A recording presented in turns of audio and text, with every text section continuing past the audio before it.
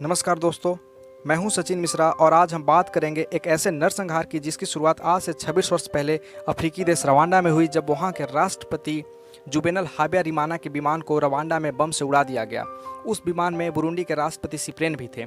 इस घटना के दूसरे दिन पूरे देश में नरसंहार शुरू हो गया, जो कि 100 दिनों तक चला, जिसमें 8 से 10 लाख लोगों की मृत्यु हो गई।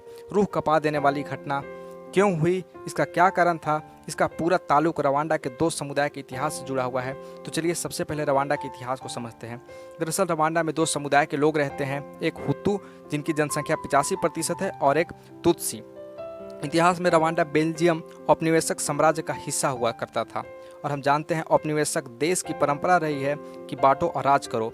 बेल्जियम के लोग तुत्सी समुदाय के लोगों को सपोर्ट करते थे, ऐसे में तुत्सी समुदाय का वर्चस्व बढ़ा रहता था। इसी दौरान रवांडा आज़ाद हो गया। बेल्जियम के लोगों के जाने के बाद देश में तुत्सी और हुतू में संघर्ष बढ़ गया और खुद को कमज़ोर होता देख लगभग 3 लाख तुत्सी देश छोड़कर चले गए। इतना ही नहीं, 1961 में हुतू समुदाय के लोगों ने बहुत सारे तुत्सी समुदाय के लोगों को भगाकर रवांडा को जनतंत्र घोषित कर दिया। इसके ठीक बाद साल 1962 में संयुक्त राष्ट्र ने रवांडा को देश मान लिया। साल 1962 के बाद तुत्सी कमज़ोर हो गए और वहाँ किसी तरह जीवन यापन करने लगे। साल 1990 में तुत्सी के रिफ्यूजी ने पैट्रियोटिक फ्रंट बनाकर संघर्ष किया और खुद को मजबूत किया। ऐसे में देश पर एक बार फिर संकट के बादल छा गए। इसे देखते हुए रवांडा सरकार और तुत्सियों के फ्रंट ने समझौता कर लिया और तुत्सी रिफ्यूजी नेता भी सरकार में शामिल हो गए। अब हम बात करेंगे उस घटना की जिससे ये नरसंहार शुरू हुआ। 6 अप्रैल 1994 की रात रवांडा के तत्कालीन राष्ट्रपति जुवेनल हाब्यारिमाना और पड़ोसी देश बुरुंडी के राष्ट्रपति सिप्रेन को ले जा रहे विमान को उड़ा दिया गया। विमान में सवार सभी यात्री मारे गए और ये दोनों राष्ट्रपति हुतू समुदाय से आते थे। ऐसे में हुतू समुदाय को लगा कि तुत्सी समुदाय ने इस हत्याकांड को अंजाम दिया है, लेकिन कुछ लोगों ने इसके लिए हुतू चरमपंथियों को भी जिम्मेदार ठहराया। इस जहाज को किसने मारा, किसने गिराया, यह अभी तक साबित नहीं हो सका है। चूंकि नेता हुतू समुदाय से आते थे, इसलिए हत्या के दूसरे ही दिन पूरे देश में नरसंहार शुरू हो गया।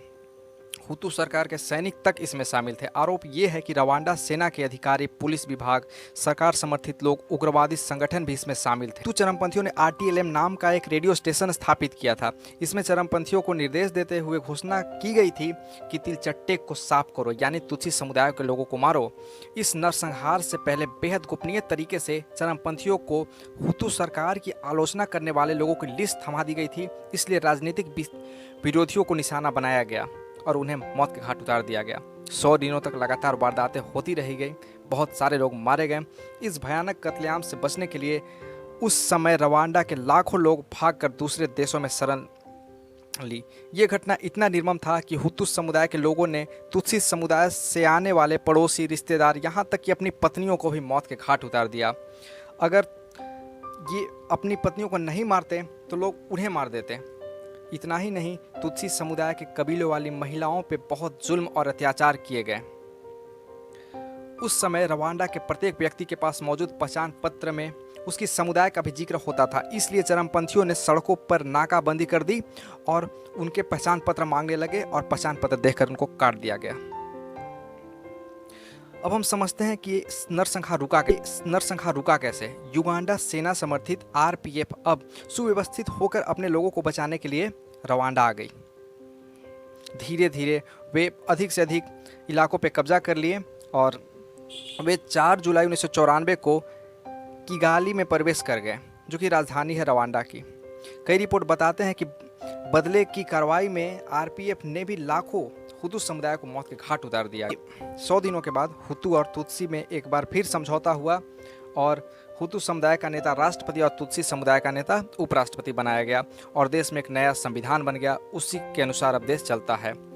नरसंहार के लगभग 7 साल बाद 2002 में एक राष्ट्रीय अपराध अदालत का गठन हुआ ताकि हत्याओं के लिए जिम्मेदार लोगों को सजा दी जा सके।